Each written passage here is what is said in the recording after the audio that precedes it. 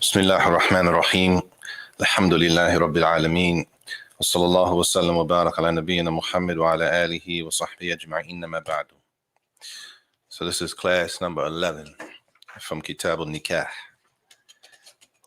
And there's two chapters left, two sections left. This section, two sections left to the end of the book of marriage.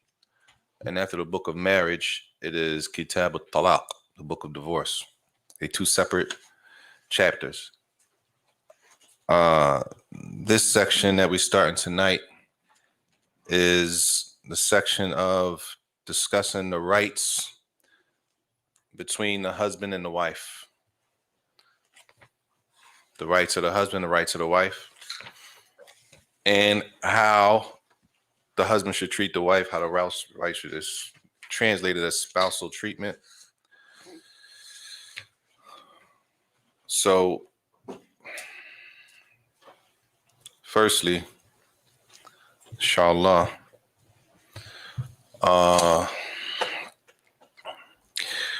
we got to understand when we laying down these foundations, these beginnings, this is not what we do. Not like we're not looking at these issues like what I'm doing in my life and how I move in my situation. This is about what Islam says we can do and what we can't do. That's number one. What you're allowed to do Islamically, what you're not allowed to do Islamically. Okay. What you're doing in your personal life, that might be probably a personal discussion off the side, because a lot of times it's a lot of room in this area. Right. A lot of agreements are made between the husband and the wife. We're talking about what's initial. For example, what's initial? Initially, a man is responsible for what? The maintenance. What's the maintenance? So we clear. We got food, clothing, and shelter. That's initially, right? It doesn't mean that can't change, but initially, that's what the man is responsible for. It's possible, though, and what I mean is the man is responsible for providing the woman he marries. He's responsible for her eating, for her dress, her being clothed, and for having a place to live. That's the origin, okay? It's possible that your situation is not based on that. I mean, it's possible that a woman already has a place to live. We're not talking about that, all right? That's that's outside of the origin, the original contract. Clear? So I don't want to get in the title. What if let's do what's the origin first, and then as we move down, we'll get to the exceptions, inshallah. Also, in this chapter, it's good to keep in mind, once we start looking at the rights, why do people get married?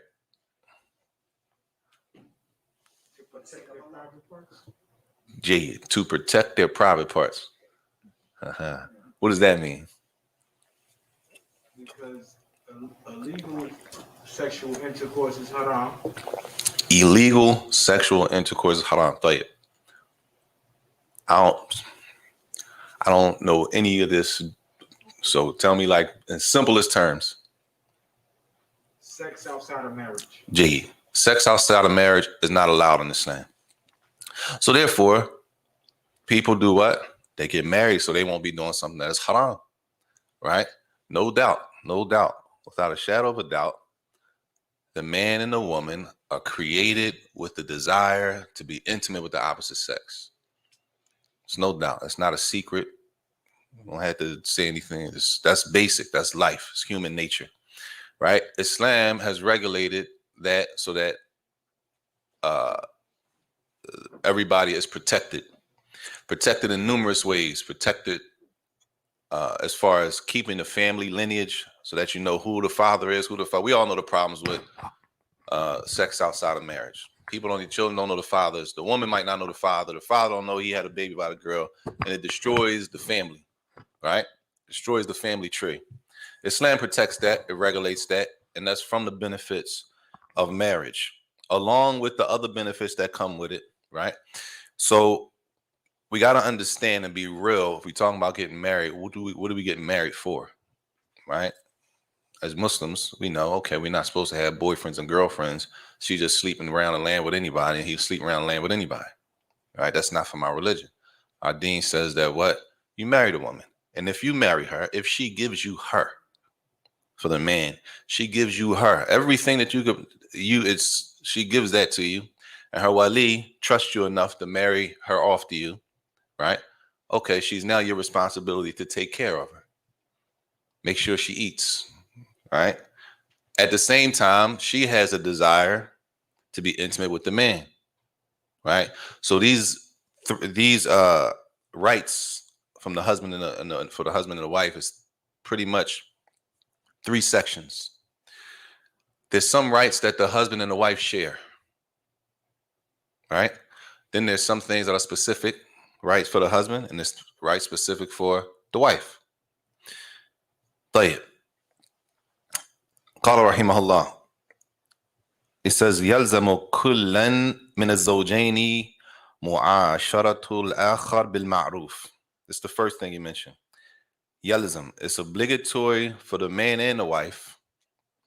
He says that they live together بالمعروف. And this is translated general. This is general. In goodness. طيب. Now the question is, what does that mean in goodness? Because that's general. Everybody with me? What's good here in America was considered goodness and good treatment here. Might not be the same if you go to another country. And what's good in another country might not be good treatment here. Clear? So that goodness that's general could differ based on the place you live in and the time period you're living in. Clear? So generally, in our time, as they mentioned in the explanations, generally, that means good that we speak to one another. The husband and the wife, they speak to one another with respect, which means that you don't do what? You don't curse your wife out. And the wife shouldn't be cursing the husband out. It's not from good treatment of the husband, and it's not from good treatment of the wife. Let alone, it's not from the adab of a Muslim.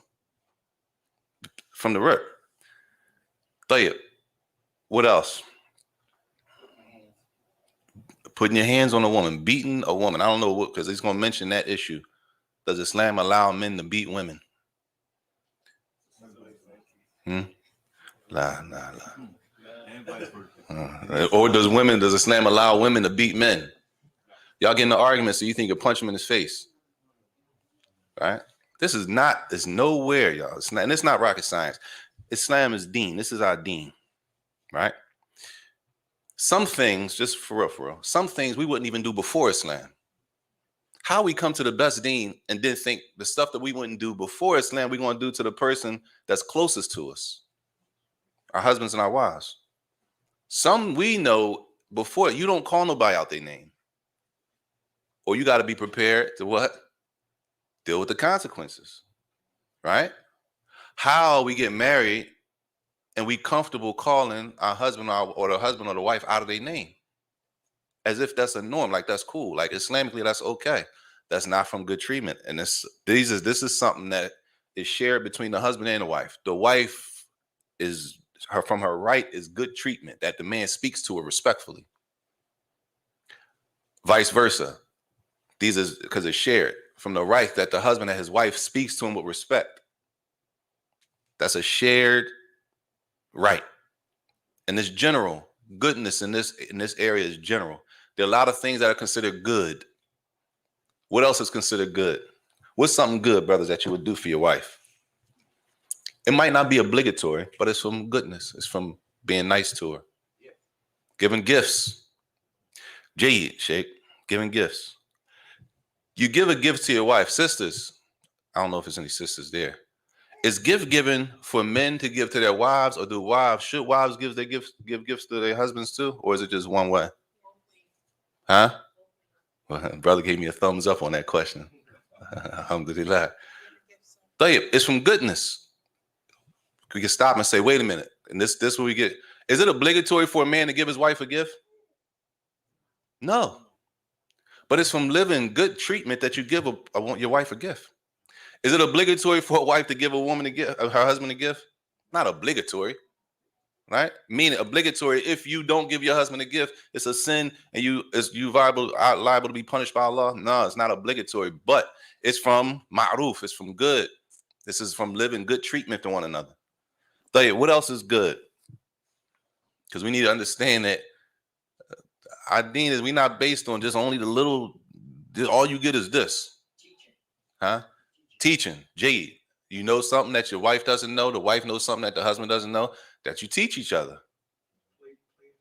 Being playful, being nice in this, what do you call it? Being playful. Yeah, the Prophet say something did what? He raced Aisha. But I thought, more than once. How we know it was more than once? Yeah, she won one time and then he beat her the next time. So being playful, right? That's from goodness. For some reason, Allahu Alam, some of us think the correct Islam is the one who's the staunchest and the hardest. The one who's the most serious must be, and that's not necessarily the case. That you playful. What else? Sisters don't have none? What's from goodness, good treatment for your husband? These is between one another. What else?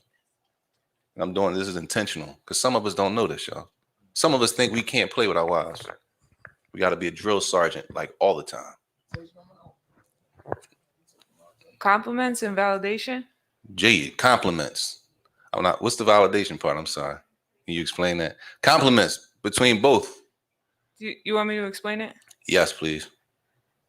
So if someone's having like certain feelings that they might not be comfortable sharing with other people, letting them know that their feelings are valid and working to understand where they come from, even if you don't agree or understand at first.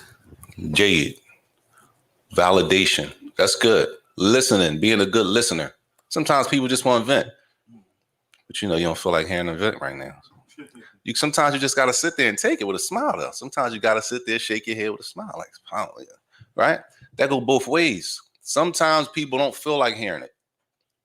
But from good treatment is that you listen. Just to give up, like we say, we give somebody an ear. You compliment the other person. You compliment your wife. You compliment your husband. All that's good treatment. We not saying, well, I don't have to. It's obligatory. It's not obligatory to compliment her. But yeah, but it's from ma'ruf, right? It's from goodness, good treatment. He said going out. What do you mean going out?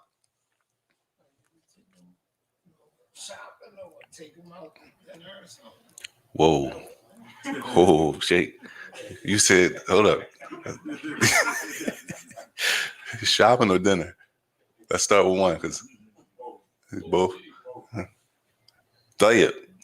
Going out. Tayyip. Like on a date. Right? Like going out, spending time. Going out the house to spend time though.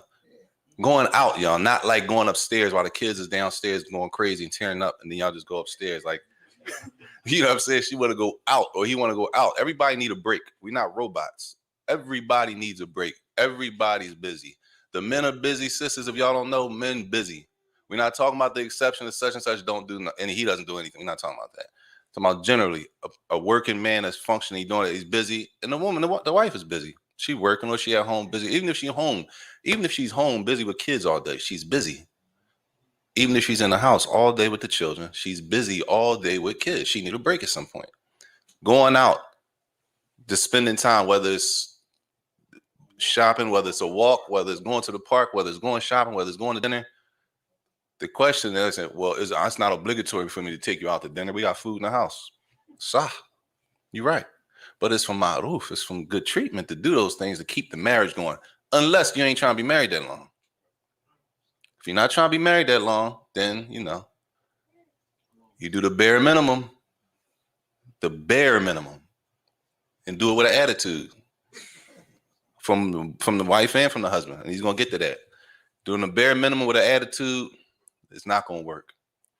He said that's the first thing. First, to live and treat each other good treatment. He says, وَأَلَّا يُمْطِلَهُ بِمَا يَلْزَمَهُ.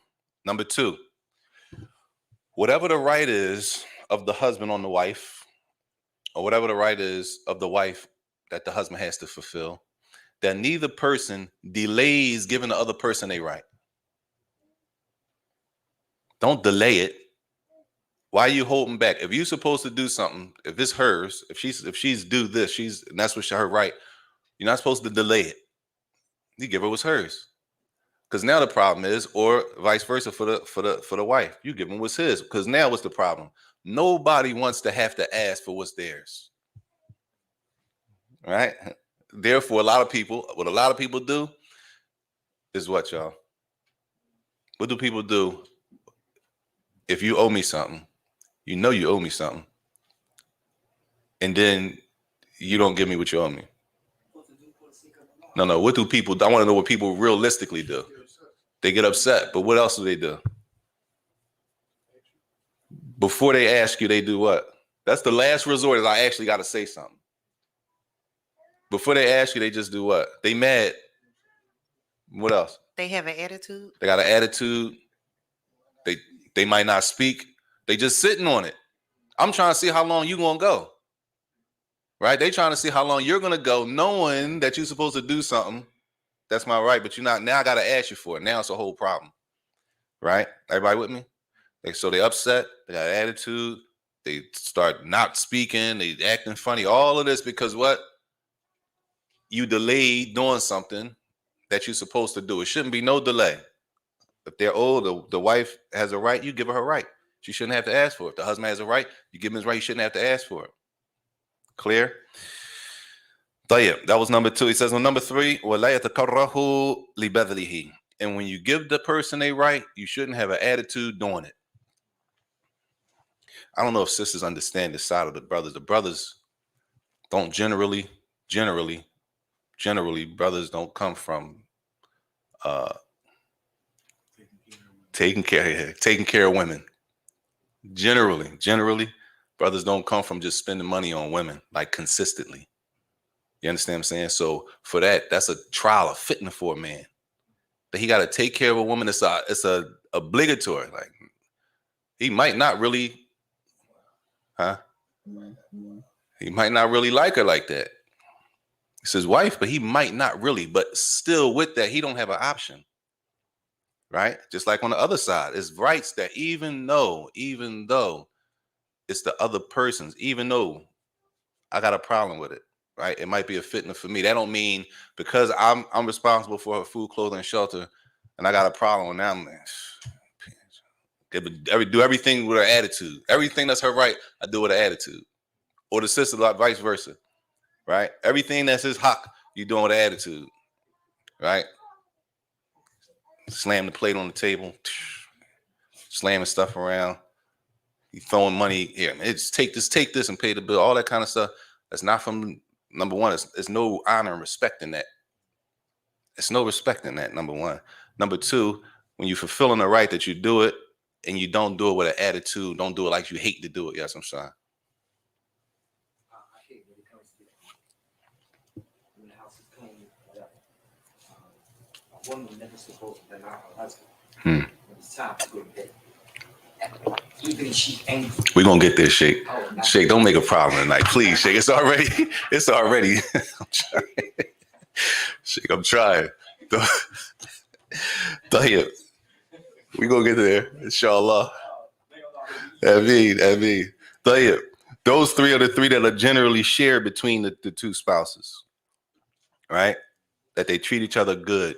And even though that goodness might not be something that is obligatory, doing those things is going to do what for the marriage? It's going to keep the marriage running. Nobody wants somebody, as we say, he's tight, stingy.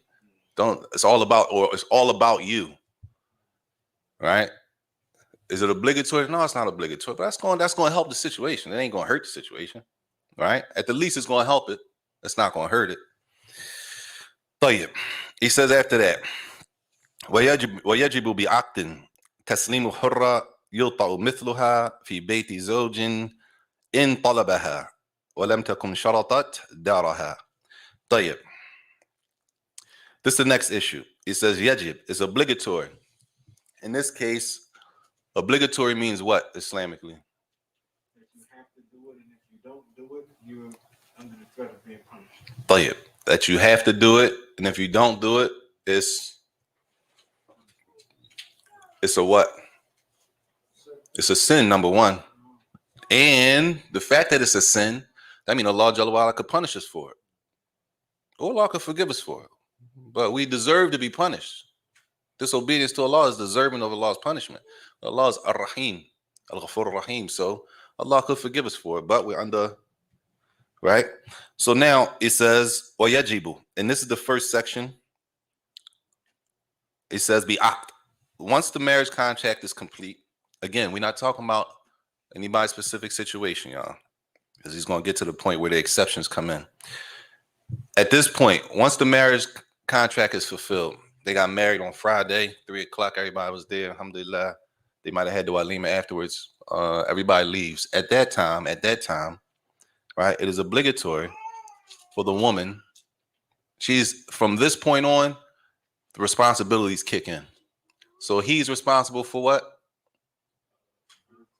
Yes, and he has total access to her as far as intimacy. She has access to him from intimacy and all of that, right? Now they can be alone together. They can go out. They can do all that stuff that they couldn't do before they got married. You had to have a third party. You go over there. They're alone now. He said at that point, after the contract, he said it's obligatory for the woman she gives herself to her husband at this point. Now she's readily available for her husband, right?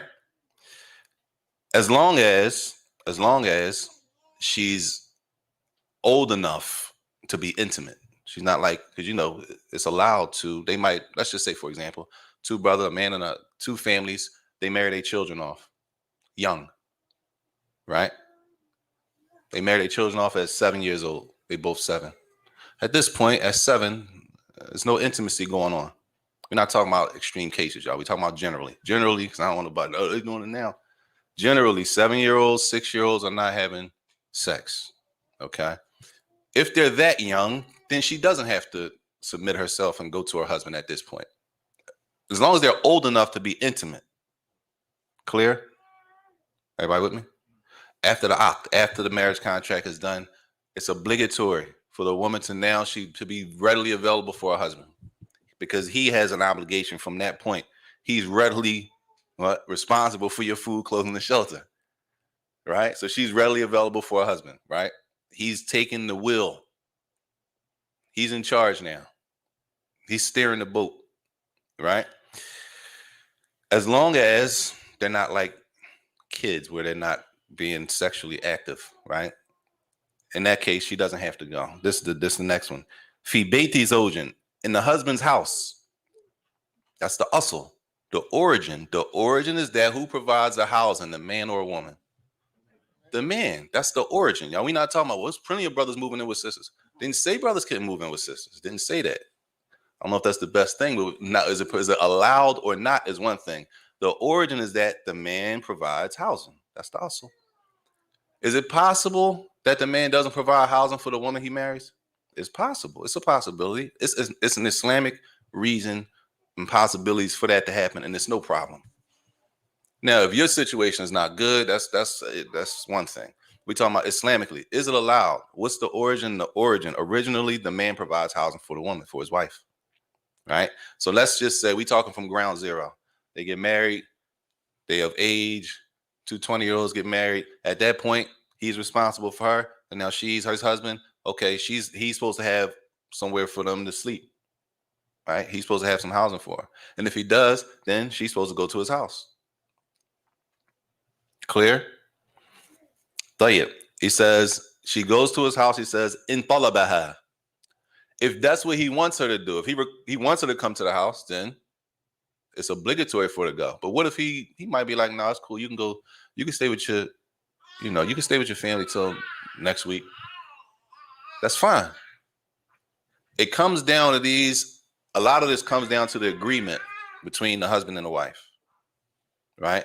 There are things that are in place, and then, okay, the husband and the wife might agree on something. Why? Because rights of people, the person who is owed something can give it away, right? The person who's owed something is mine. I can let you have it, keep it. Or it's mine though. You have to give it to me because it's mine originally. All right. It's my right originally. But it's times where I could be like, you know what, don't even worry about it. Right? It's like somebody owe you $100. They really owe you $100. Right? But you might say, man, it's cool, just keep it. Right? The haq is like that. So if he requests for her to come, he says he wants her to come to the house and she gotta go. He might say, no, it's fine. They might come to agreement. Or he might just be like, it's okay, you can stay at your family's house until I wanted to do something, I'm going out of town, whatever the case may be. But if he requests for her to come, then at that point, after they're married, it's obligatory. He says, وَلَمْ تَكُنْ شَرَطَتْ دَارَهَا. She has to go to his house as long as what? She didn't make a stipulation. She didn't put a condition in the marriage contract that when we married, I'm still going to stay in my house. If she did that, and the man agreed to that, then she doesn't have to come to his house. He agreed to that. They sat down at the sit down. Before the marriage, they talking. He says, yeah, I got a spot, such and such, 3-bedroom, cool. She says, well, listen, for example, I don't like that area of the city. If we get married, I got to be able to stay in my own house. That's part of my condition for my marriage, right? We get married, I have to be able to stay in my house. I'm not moving in your house. That part of the city, I come up down there, they out of line. I can't even go back down there. She puts that as a condition. He agrees. He says, okay, fine. They get married. He can't now, after the marriage, make her come to his house now. He can't make her come there. You agreed that she was allowed, that she would stay in her house once y'all got married, right? Everybody clear? That means that it was made, that condition was put in at the contract. Clear? Everybody with me? طيب. He says, ومن استهمل أمهل يومين وثلاثة لا لعمل الجهاز. He said, and it's possible that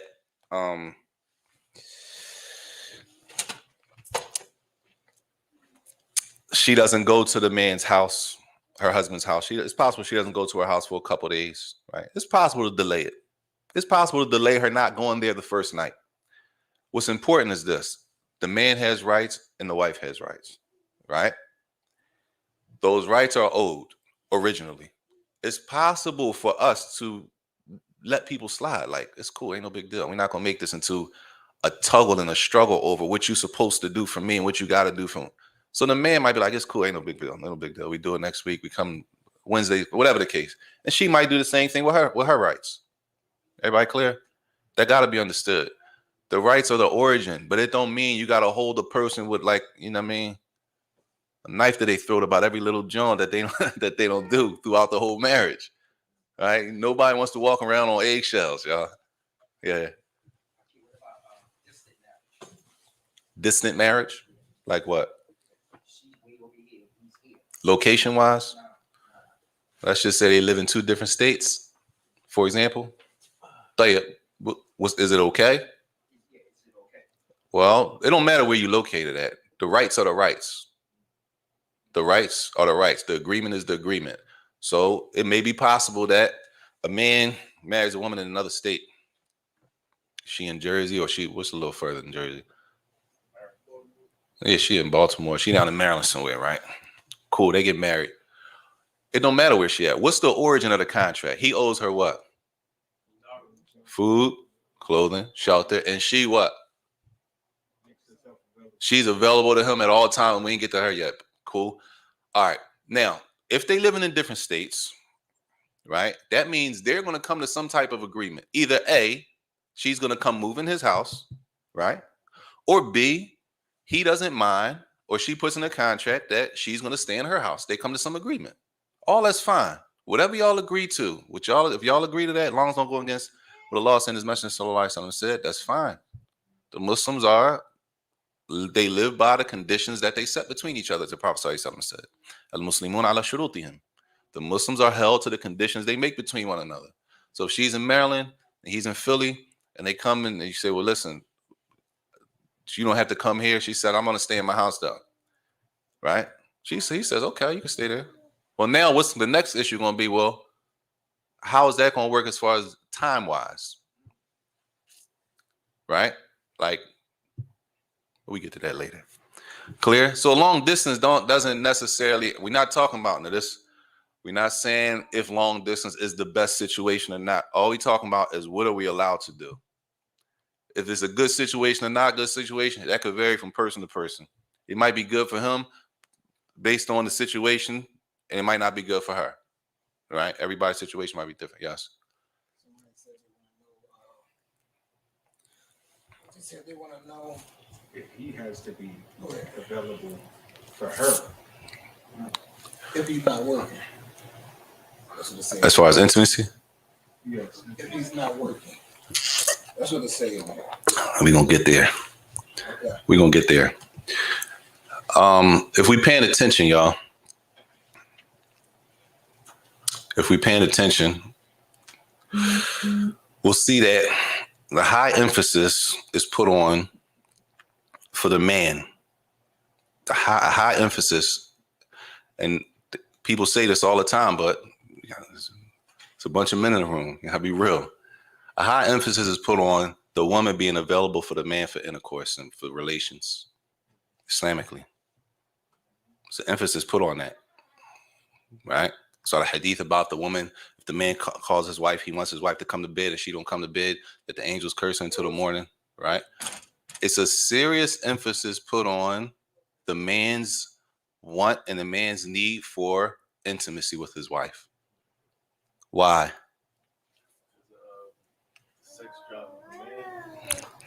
Jade. This is a sex drive of a man. The doctors will tell you that, though. That's the thing. If you go to a doctor and they tell you the sex drive of a man is higher than a woman, we like, dang, great. If we talk about this amongst ourselves and deen-wise, we act like it ain't real, right? The man, no doubt, because the woman has, and that's something that they share, the right to be intimate with one another. Now, how often is going to come? We're going to get to how often, and it makes sense. Tayyib. He says after that,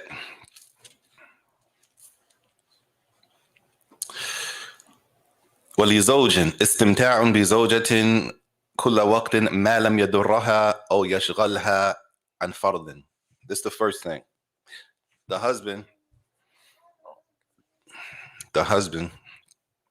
is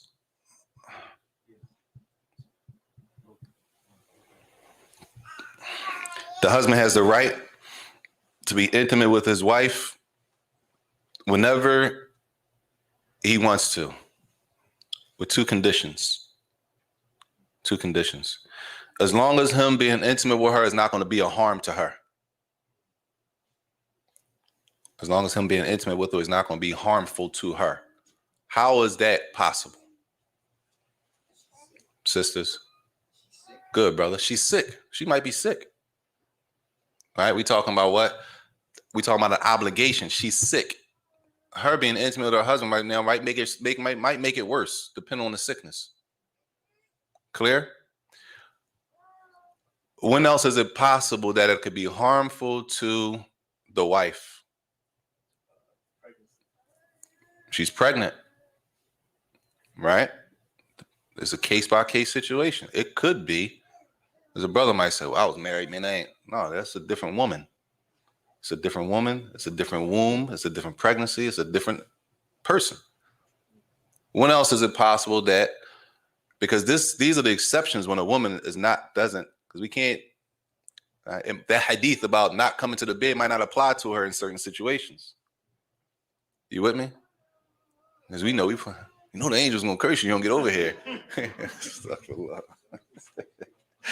But in this case, it might not apply to her because it might be harmful to her. Assalamu alaikum. Salam. Would this apply for a case with a woman who had like PTSD, for example? What's that? Post-traumatic stress, if she was raped or something like that. Possibly, and that's for the husband. That's good.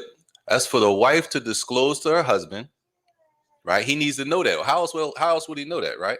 And that's for the husband to understand what the effect is that, and that should be something discussed before they get married, right? That's a whole issue later on. Once y'all get married, you find that out now, right? That could be a problem. But that could be an issue where it harms her. Or like the early man, like they mentioned. Anybody else? Nah, that's haram. You can't go to one of the menses at all. They say the man, kathratul jima', he wants to have sex a lot. Right? He wants to have sex a lot. Right? That could be harmful to her. That's the first time when we could say that it's not for him. She's not obligated to respect. It could be something harmful. Or number two, they said as long as it doesn't distract her, them being intimate is not going to take her away from doing her obligation. Like what? Give me an example where a man being intimate with his wife is going to take her from fulfilling an obligation. An obligatory fast. If it's time to pray. But one at a time. Let's say the obligatory fast first. How that look? So he wants to have intercourse, and he know he's supposed to be fasting. Oh, during Ramadan, during the month of Ramadan. Oh, Jade. Okay. During the daytime of Ramadan. That's haram though for both of them. All right, Jade. That's good. During the daytime during Ramadan that the man can't be intimate with. She's doing an obligation. He can't take her away from doing that obligation. All right. Hold on, sister. What'd you say? She said a prayer. She said when it's time to pray. I said when it's time to pray. Or if she has to pray and like if it's Asr time and Maghrib about to come in and she hasn't prayed yet, she still has to pray. Jade. It's Asr. Asr get ready to go out and Maghrib get ready to come in. He just come home from work. She ain't pray yet. She got an obligation to fulfill before the salat goes out. He mad. I've been on all day. You stuff. Wait till I come home to pray. How that you? I'm just saying. We men, right? You're like, hey, you had all day to pray. You wait all the way. Asa was at 4. Maghrib at 8 now. Even if that was the case, and she had to pray, and there's no time for her to pray, right? Or let's say this. It wouldn't be enough time for her to be intimate with her husband, right? Make a ghusl and pray before the salat went out. She wouldn't have enough time. It wouldn't be enough time for her to do all of that. That's the situation. Because it's possible there is enough time for all of those steps, depending on how far, right? When it's Maghrib. But if Maghrib get ready to come in, and there's no time for her to be intimate with her husband, make a ghusl before she prays, then pray Asr, there's no time. When it's like that, then it's not on her to respond at that point, right? Because you're taking away from something that is obligatory. So those are the 2 times that he mentions that for the first, the man is for him to be intimate with his wife whenever he wants to, whenever he feels the need to, except in them 2 cases. It's going to be harmful to her or it's going to take her away from an obligation to Allah. In that case, then she can, yes. So since she had to make up a fast for Ramadan, that still count like there's no intimacy until sunset, right? If she's making up a day of fasting for Ramadan, say it again. would that still count too, right? Jade, that's an obligatory day for her. And that's why the early man discussed that. That's a fault of, and the man needs to understand she fulfilling a pillar. Like she don't get a break for fulfilling a pillar. She should get a break, y'all. Like, even though I know we ain't trying to hear that, but she fulfilling a pillar. Fasting Ramadan is a pillar, right? They women, her mints might have came on during Ramadan. She got days to make up. What the woman should do to keep the house, keep everything cool, she should let her husband know a day or two ahead of time. Listen, I'm just saying to keep it all, right? Listen, I still got my days to make it for Ramadan. I'm going to make one up on Monday, and then I probably, so he already knows if that's the case, so you don't got to make no problems in the house. You understand what I'm saying? That's all from goodness. Do she like, that falls under just being respectful inside of the house to one another. The man, you know it's your husband, you know his drive, you know he might want to be intimate with you when you come home. Give him a heads up. You know, right? And the man should be understanding in that case because it's an obligation that she's making up. Yes. When it comes to both of them is working, and one of us is not in the mood, and the other one is. When they come home, Nah. Jade.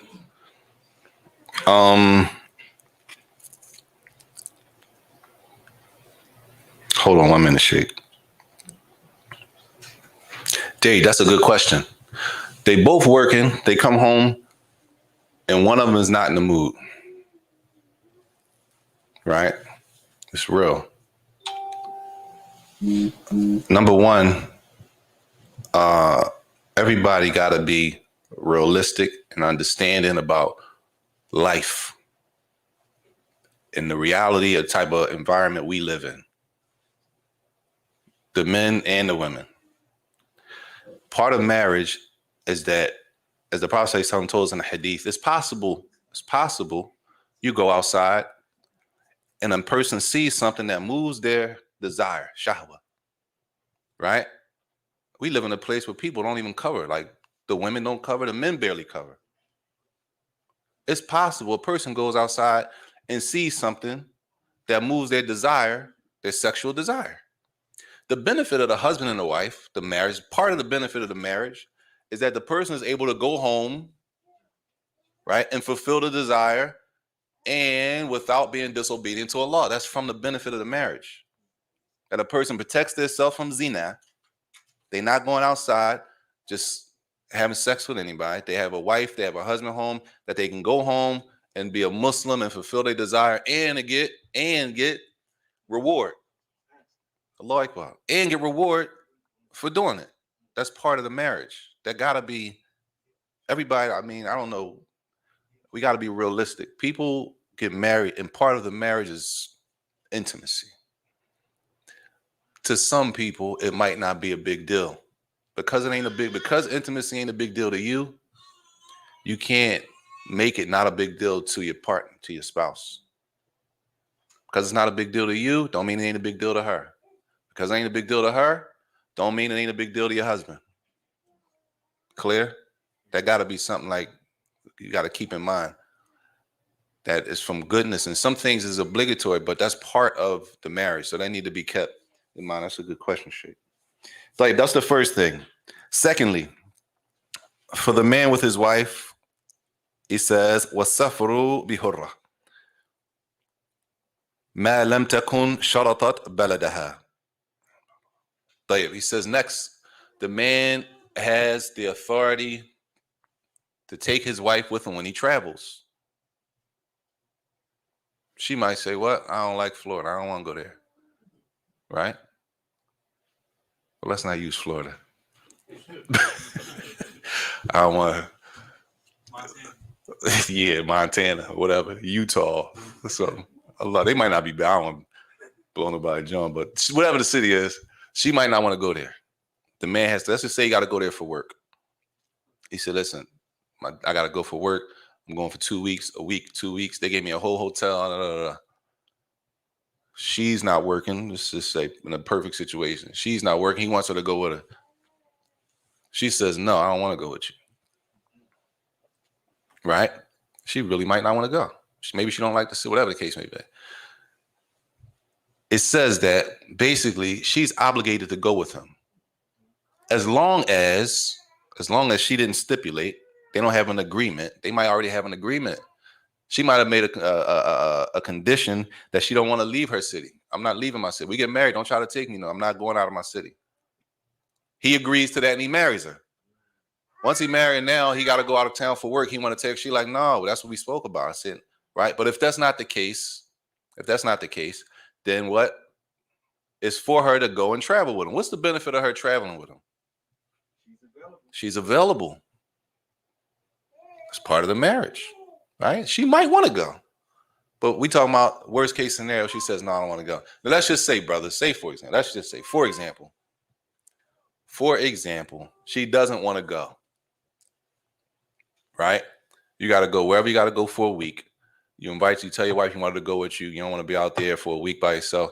She says, I really don't want to go. I had a couple things lined up. Where are we going from here? What we doing? That's what you sound like.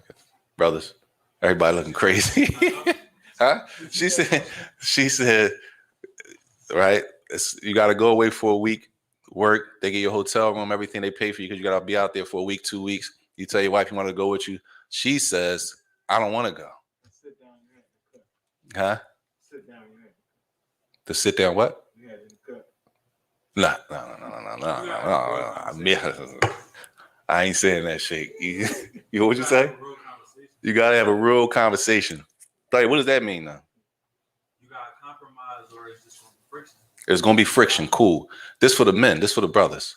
She says to you, she doesn't want to go. You know, you're supposed to go because da da da da.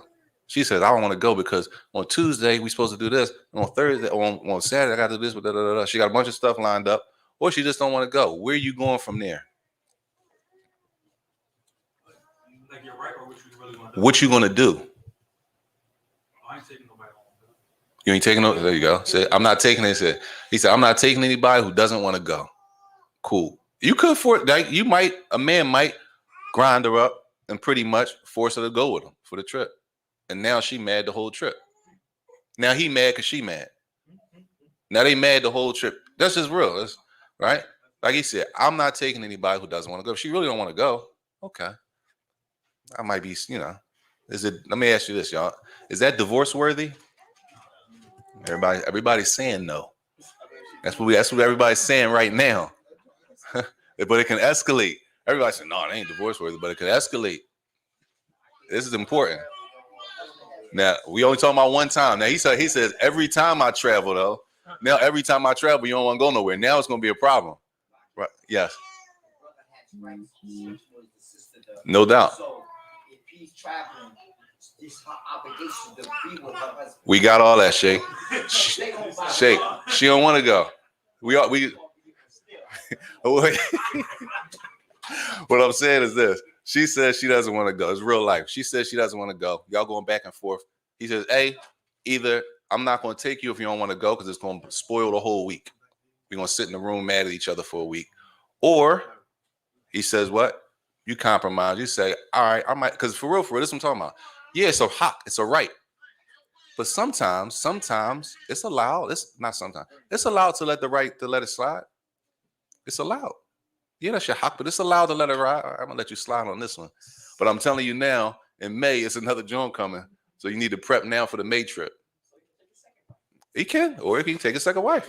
No, that's a good point. Sisters need to understand this because a man might do that. Right? He might do that. He might say, you know what? My wife is in a situation where when I travel, she's not able to go. I cannot. The man might say, I can't be on the road. I can't be doing my job for a month at a time without my wife. But you got to say it better, Shake. I can't say that to them like that. You got to say it better than that, man. That's good. So, sister, a brother might say, it has nothing to do with, because, sister, they think if you get married, they think it's done. It has nothing to do with you specifically, but the situation is this. Part of my job is to travel. Boom. When I travel, I'm gone for a month at a time. If my wife can't go with me, a man might marry another wife who's able to travel with him.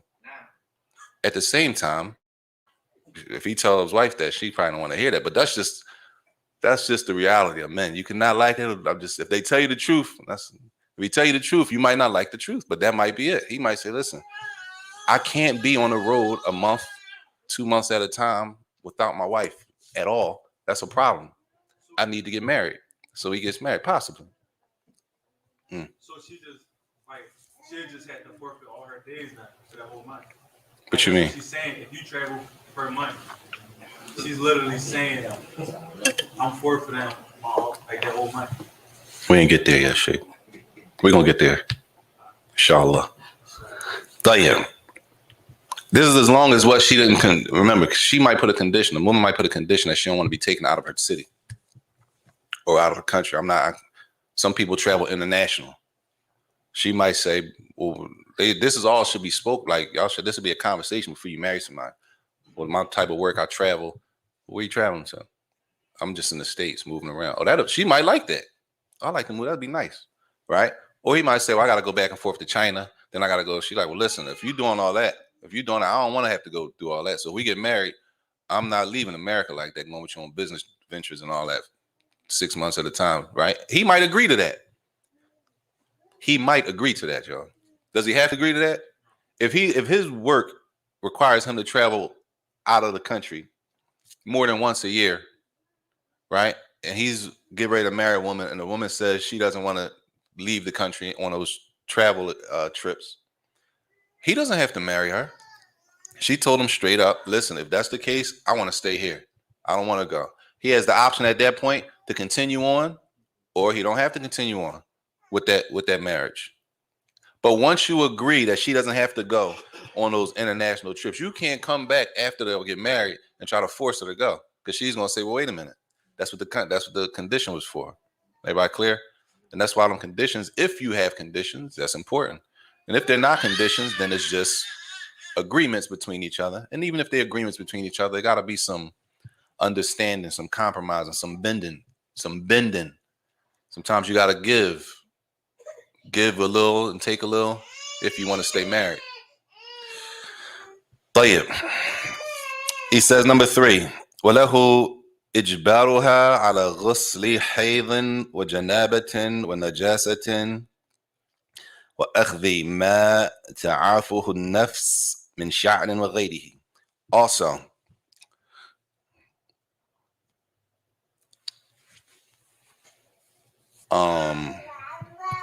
and this just shows, these issues really show the details that the ulama the scholars give to the issues. It's possible, right? A woman, her wife, her mens comes on, right? And she's in the house.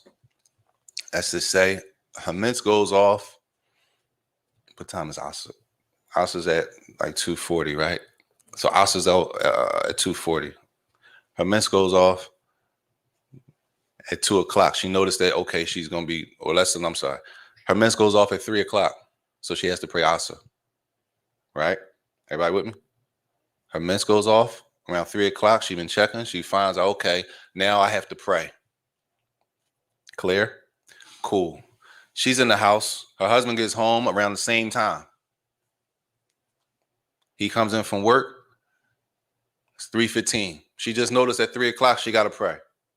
If she has to pray, that means if she's praying now, she's also what? Huh? She's also available for her husband. What's the problem at this point? Between 3 and 3:15, she hasn't done what? Huh? She hasn't made a ghusl. She didn't make a ghusl yet, so she can't pray, and she can't be intimate with her husband. Her husband comes home at 3:15, right? And he's looking to be intimate with his wife. She says, well, I am praying now, but I didn't make ghusl yet. He says, what? Oh, when you gonna make ghusl? Right? She might say, I'm gonna throw these clothes in the dryer, I'm gonna do that, and then I'll probably make a ghusl like 4. He like, no. Right? This what it means. No, you need to make a ghusl like now. We could do that later. I don't worry about that. Just make a ghusl. It says he has the right to do that. Why? Because you're not taking away from nothing that's obligatory, and it's no harm, right? Whatever she was about to do, is that going to be harmful if it doesn't get done right now? No. It says, yes, he has the right to do that, but pay attention, brothers. We got to have some hikmah, man, some wisdom. The brother was saying, if you can't, no. If that's the case, right? If that's the case, you got to be kind, some gentleness. All right, I mean, you could let her know, listen, you might want to put that, you could do that later, however you got to say it, right? But the point is that he's saying that he has the right to do that, right? Tell her, no, you need to make a ghusl now. If her menses go off, or if she had like, if she needed to clean herself for any reason in order for him to be intimate, they say he has the right to say that to her. That's his right. Why? Because she's supposed to be always available to him. Right now, you're not available because you didn't make your ghusl after your menses. So you need to go make a ghusl for your menses, which shows the importance of being available for the husband. Right? Tell you, we didn't get to the sister side yet, y'all. Even though we already know. Sisters already know what their rights are, right? They know. Nah. We gonna get there. He said, the next one he says, also he has the right to tell his wife, it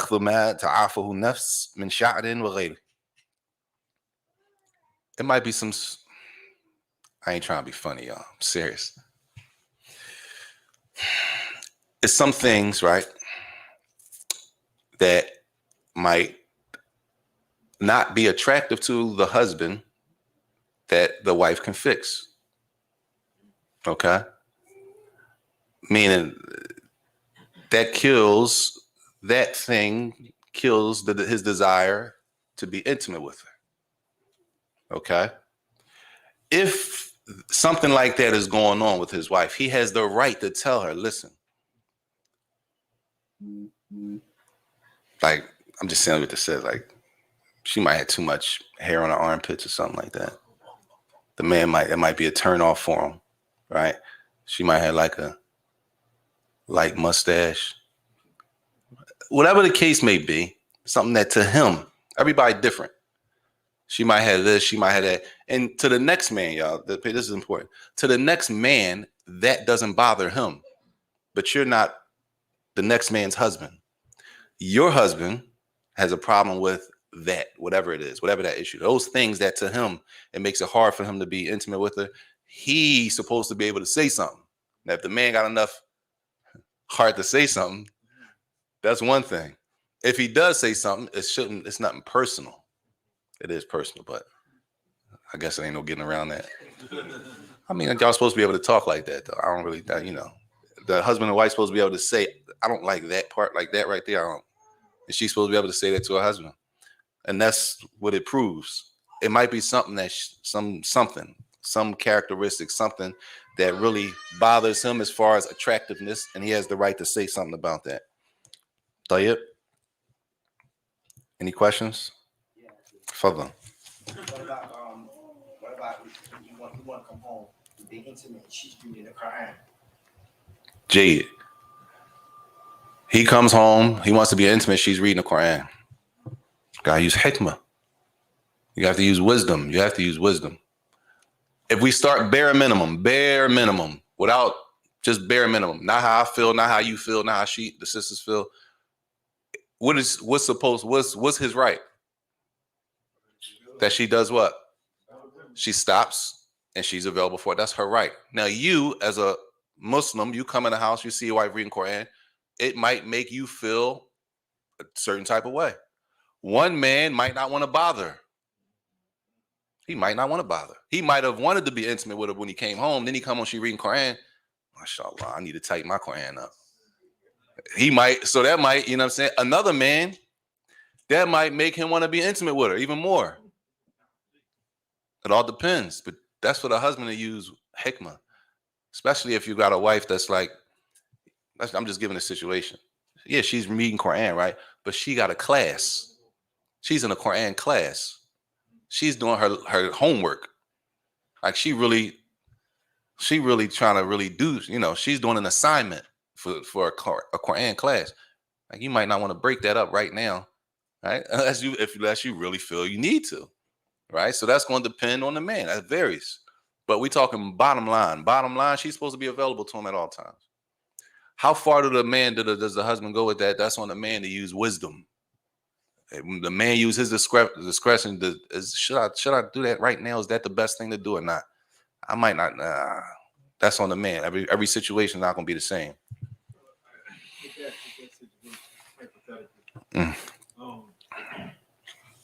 So if you put yourself your desires to the side, right, and allow it to continue, you think you be rewarded for that? Inshallah, if you put your desire to the side for your spouse, they owe you something. It's your haq, it's yours. They're supposed to give it to you. But you put it to the side, being what? Out of mercy and being soft with your spouse, because it's really out of mercy. It's really out of mercy that you give somebody owes you something and you let them keep it. That's right. Be gentle. You really, all right, that's cool. Right? I'm gonna let you ride. I'm gonna let you slide. That's out of softness with the man or with the husband or with the wife. So inshallah is rewarding that, being soft and gentle with the believers. Inshallah. Yes. I don't know if you're gonna talk about it later, but that goes both ways. Or does it go both ways? Right? No doubt. It goes both ways. So with the there might be something about the man that is turning the wife off. No doubt. So no doubt. It might be something about the man that the wife doesn't like. Right? She might not like how your barber cut your hair. She might not. The other boy cut better. You need to go to him. It's your wife. Right? Is it obligatory for you to go to the other barber?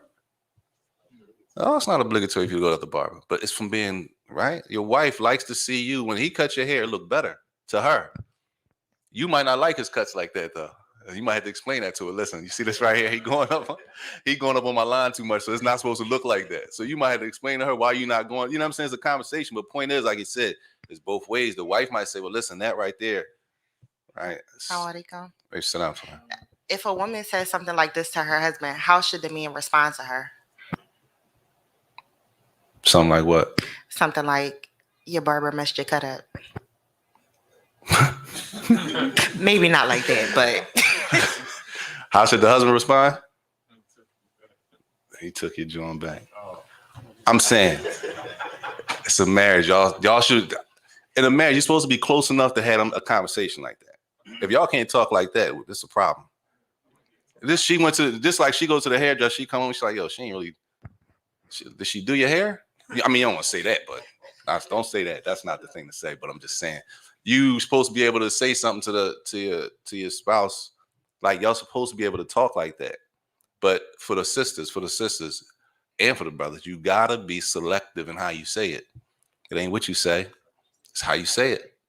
You can't say you can't tell her, but man, he hacked you all the way up. Look at your line. You can't talk. We don't like that. Even if it is hacked up, you can't say it like that.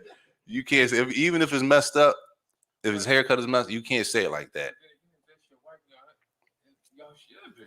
That depends on how good y'all are. If y'all good, if the husband and wife good, then she might be able to say it how she want to say it. But if y'all not really there yet, it take time to get there, Sheikh. Time in. When it's early, personalities too. When it's early like that, you can't come. You gotta be, treading on. You trying to figure the other person out. So you try to say it as nice as possible so that they get the point. But years in, you might be able to say it different. And we should understand that it's only for the benefit of the marriage. And that's why Ibn Abbas, he said that in the Athar. We all know Ibn Abbas, right? Ibn Abbas, what's his name? Abdullah Ibn Abbas. What is he famous for? Explaining the Quran. Explain the Quran, Jade. Ibn Abbas, famous for explaining the Quran. He said, I love to beautify myself for my wife, just like I love for her to beautify herself for me. Can't just have this. You want her all jazzed up and you raggedy, unless she like raggedy. If she like raggedy, if she like that look, that's one thing. If she don't like that look, then that's your wife, right? And vice versa. If he likes a certain look, that's the look you trying to give your husband, right? We're not worried about what the other people like, because you're not married to the other people.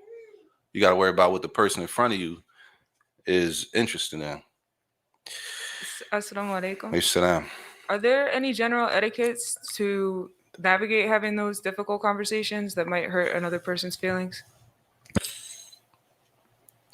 I'm probably not the best person to talk about that, but honestly, y'all correct me if I'm wrong. Nobody wants to hurt nobody's feelings. I tell you, from the brothers don't want to hurt their wife's feelings. That's how it goes. So a lot of times, brothers, I don't know about the sisters. I'm talking from the brother side. Y'all can just explain from y'all side. A lot of times, brothers don't say that because they don't want to hurt their wife's feelings. So they just tell another brother, like, man, I'm trying to figure this joint out. But they won't go tell their wife. They trying to figure out a way to say something without it being offensive. You know what I'm saying? Which is, depending on who you talk, is difficult sometimes. So it's supposed to be that the husband and the wife can discuss anything. But that got to be something that the husband and the wife understand. Like, it ain't personal. If we are that close and we have that type of relationship, we're supposed to be able to say this. You could say this to me. I could say this to you. It ain't no bad blood. It's supposed to be to that point. If we look at it like it's all for the benefit of the marriage, that might be a good way to approach it. I'm not saying this to be disrespectful. I'm just being honest. Honestly, this, that, and the third. And then you have a talk with, you can't talk when you're emotional. Once you're emotional, it's really no, I forgot the word. No, it's no reasoning.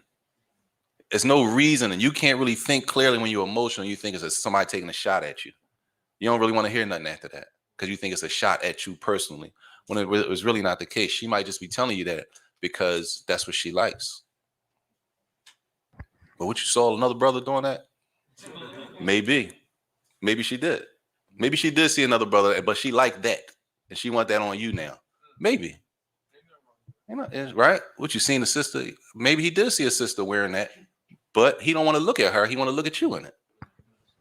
Assalamu alaikum. Hey, sit down. I have a book suggestion from one of the sisters on this side that I wanted to share with the class. Is that appropriate? Further. Al-Adab al-Mufrad by Imam Bukhari is a code for everyday living, the example of the early Muslims. She said it's good for etiquettes in marriage. MashaAllah. Adab al-Mufrad. Everybody had that book? That's Adab al-Mufrad by Imam Bukhari. She said it's a chapter in there about, I'm sorry, you heard her. Well, she said that's good for. Oh, that's good for that chapter. It's a good, that whole book is about adab, but she says a chapter in Adab al-Mufrad by Imam Bukhari, rahimahullah, dealing with those manners itself. She said that might be a good start just to get an idea about treating one another. Jazakallah khairan. Tayyib. This chapter kind of long.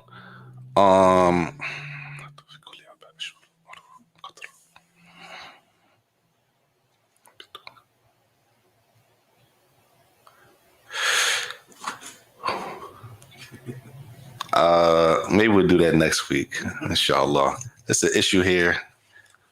Well, the last issue, it says, it says obligatory for the husband to spend with his wife, right? It says obligatory, y'all. Pay attention. Obligatory for the husband to spend the night with his wife. Listen to us. Don't start tripping, please. Pay attention. The obligation, not what you're doing or what people doing. And then we got to listen to why. What's obligatory is for the man to spend the night with his wife once every 4 days. That's obligatory. So what if he spends the night with his wife every night? Alhamdulillah, no problem. But what if he spends the night with his wife once every 4 days? What if she say he only come home once every 4 days? Where is he at? What is he doing? He says, man, I don't be feeling like traveling back and forth to the job. So I just got a little apartment, a studio down by my job. So I stay down there and then I come up. They ain't gonna work. I'm not saying she gonna accept it. I'm just saying, what if he said it? Because she might be not trying to hear that. Right? If you saying, why is it obligatory for him to be there once every 4 days? No doubt she has needs. So why is it not obligatory to be there every night? Because you got provided. You have more than one wife. There you are, exactly. It's possible the man has 4 wives. And if he has 4 wives, then that wife, her right is one every 4th night. That's what's her haq. That's what she's entitled to.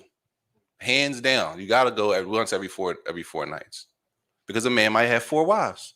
And if he has 4 wives, that means he's obligated. If a man has more than one wife, he's obligated to split his time justly between his wives. He has 4 wives, that means, okay, if you have 4 wives, that means once every 4, you have to be there. Once every 4th day. Once every 4.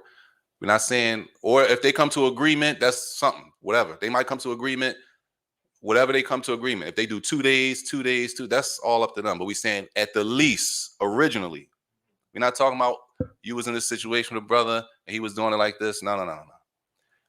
Originally, every wife, it is obligatory for her husband to be there once out of every 4. Because if he had 4, she would only get 1 night anyway, right? That's the obligation. Now, generally, normally, even if a man has one wife, he's there every night. No problem. Right? It's no problem. We're talking about what's allowed Islamically. If a man did do that and he said, well, you know what? I work. And if that was the case, he probably should have a discussion with his wife, especially if he was there every night and then starting next week, he just stopped coming home for 3 days. Like that don't even make sense. Right? It should be a discussion. Listen, I'm thinking about doing this. Right? Everybody with me? That's the benefit of mentioning that behind the amount of days or when is it obligatory. And the more details comes for that one in the section of about splitting time in the section of that's in Kitab al-Talaq, I think, about al-Idad, Bab al-Idad, the section of multiple wives. When the man has more than one wife, I'm sorry. Not Idad, I'm sorry. It's another section. Anyway, it's another section that discusses how the man breaks down the time and being just and all of that. But he just mentions that here, that would be the obligation of the man. And again, most men, even if they have one wife, they there every night, generally, right? But if that was the case, then Islamically, that would be allowed. And if there's no more questions, we'll stop there, inshallah. Until next week. This section might have 2 more classes in this section. And then the last section is Bab al-Khula', the Kula. That's the last section, the Kula. It's Akhsar Mukhtasarat, Ibn Balban. Any other questions? Further. When it comes to intimacy, just imagine if the wife is not pleasing her husband, but he has another wife. So it's okay for you to go see his other wife. Say that again. Just imagine the brother got 2 wives. Brother has 2 wives. Wife is not pleasing her. And one of his wives, not pleasing him. So it's okay for him to go see his other wife. It's okay to go when to see his other wife. It's okay, go please his other wife. When? It could be the same day. We're going to get there. Because we're going to get this shit. When it comes to splitting time and nights and stuff, when they get to how much time a woman gets, that's her haq. Right? Now, if she gives up her right, that's one thing. But for any right, you can't take from a person right and tell them let you slide. You can't take $100 from somebody and be like, let me just get this junk. They might need it. I can't give you that right now. You understand what I'm saying? But that's coming later. Inshallah. Any other questions? If not, we'll stop there. Inshallah. Sallallahu wa sallam wa barak nabiyana Muhammad wa ala alihi wa sahbihi wa sallam.